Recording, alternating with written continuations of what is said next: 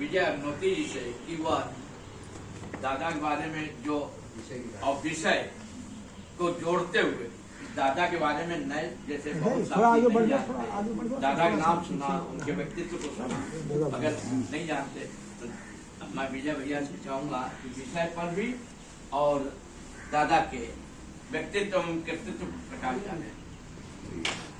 माननीय अध्यक्ष महोदय, संचालक माननीय सुरेश जी, नदी जी, सुदीप जी, माननीय सुरेश लाखेर जी और सभी उपस्थित जी, मित्रों, हमें गर्व है इस बात का तो मैं उस आदमी के साथ पहली संतान हूँ जिसने अपने जीवन के 16 वर्ष ब्रिटिश हुकूमत की जेलों में काटे। मुझे गर्व इस बात का भी है मैं उस माँ का पहला बेटा हूँ जिसने 6 महीनों गेहूं वाल कर नमक डालकर अपना 2 टाइम का पेट भरा। साथियों, बहुत साधारण परिवार के लोग थे, बहुत रिश्तेदार आता नहीं था। ये तो हमारे परिवार की कहानी है। और आज जो विषय है वर्तमान परिस्थितियों में लोकतांत्रिक शक्तियों का दायित्व, हम लोग बड़ी अपेक्षा करते हैं कि सरकार लोकतंत्र की शक्तियों को, लोकतंत्र की जिम्मेदारी जो है सरकार की, सरकार के ही भरोसे बैठे हैं, अपना दायित्व पूर्ण कर। देखिए, कांग्रेस को हुकूमत मिली 1947 में, किन परिस्थितियों में अंग्रेज छोड़कर भारत गए। गांधी जी अगर कुछ साल जिंदा रहते, उनकी हत्या न होती तो शायद देश का ढांचा कुछ और होता। उन्होंने कहा था कांग्रेस खत्म कीजिए, कांग्रेस एक आंदोलन है, देश आजाद हो गया, अब नए व्यवस्था उनके दिमाग में देश का दुर्भाग्य है कि उनकी हत्या हो गया। अंग्रेज की कुर्सी पर ईमानदारी से कांग्रेस की हुकूमत बैठ गई जाकर, सारा सिस्टम वही बदली ना, अंग्रेज गए गोरे।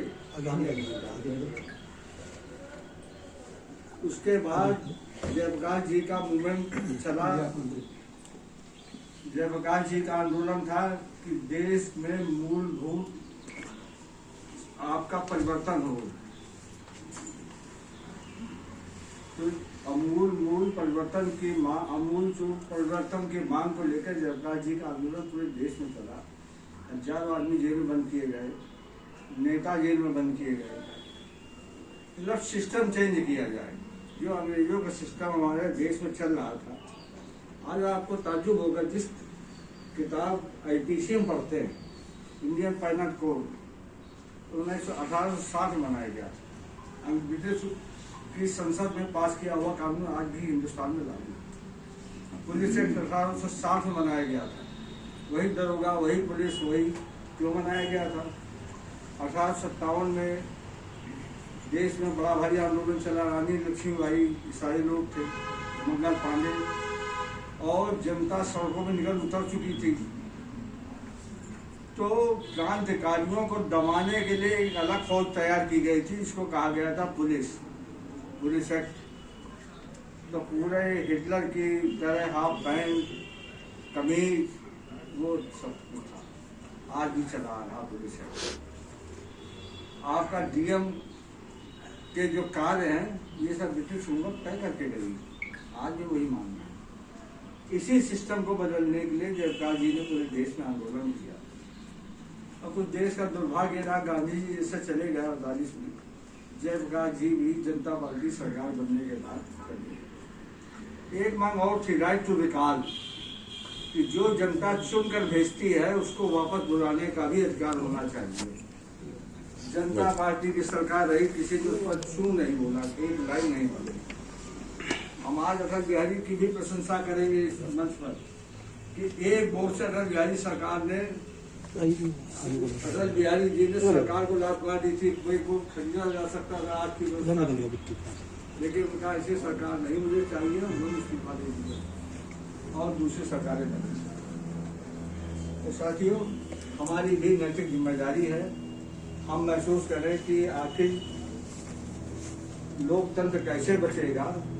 जो सरकारें चुनी जाए उन पर हमारा किस तरह का दबाव होगा, जनता दबाव हो ही जा सकती जनता मुझे लगता है, लेकिन लोकतंत्र के तरीके से अगर एक हवा चली हिंदू मुसलमान हम भी बहने लगे उसके बाद हमको, तो फिर लोकतंत्र कहाँ कर बचेगा भाई।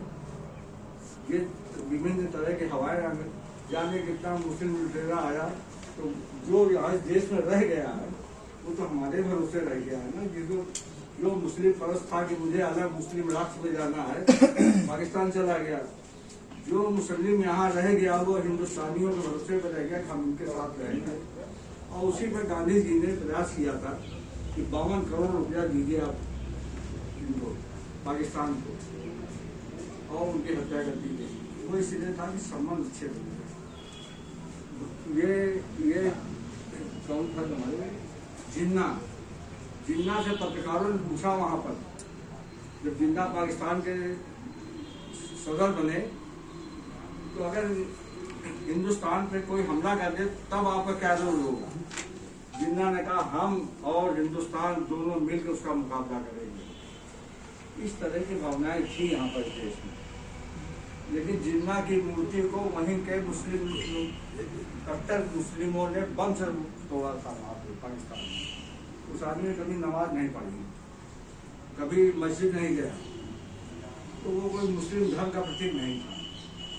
एक हवा उस समय थी, अंग्रेज चाहते थे कि देश अगर ये अलग अलग टूटेगा नहीं तो बड़ी भारी शक्तियाँ होगी एशिया महाद्वीप की। ये कुचक था, उसमें कुछ लोग फंसे और उनकी पार्टियां फंसी।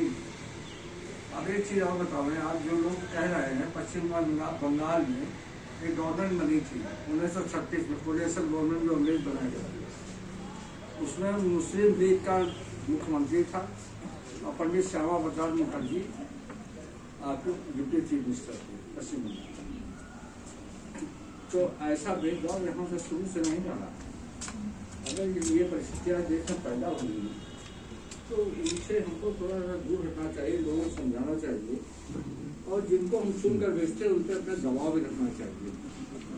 आज इतने बिगड़े हालात हैं, जातियाँ चल रही, काहे के लिए जात देखकर आपको भरत दिया जा रहा है।